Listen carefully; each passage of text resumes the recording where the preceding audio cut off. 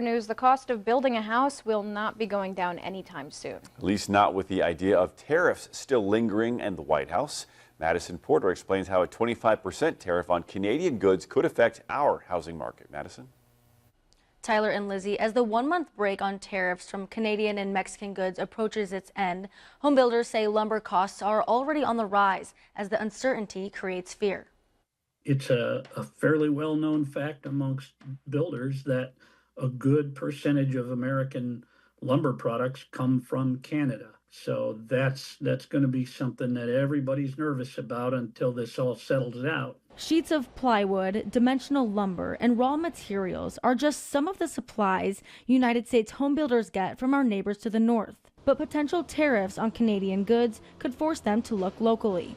Terry Ruland with the Peoria Homebuilders Association says talks about tariffs already bumped the price of wood to $660 per standard bundle. But it's hard to say how much more the tariffs could affect that. During COVID, the price of lumber went to $1,753 per 1,000 board feet.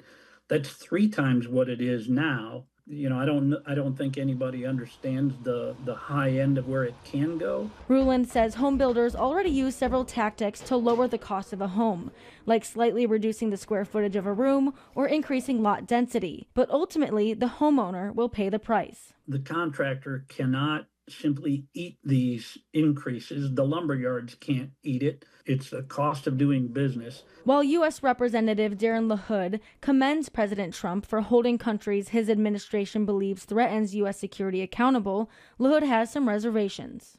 I do have concerns about using tariffs on Mexico and Canada. They're our 2 biggest allies, so I think you ought to be cautious on how you do that.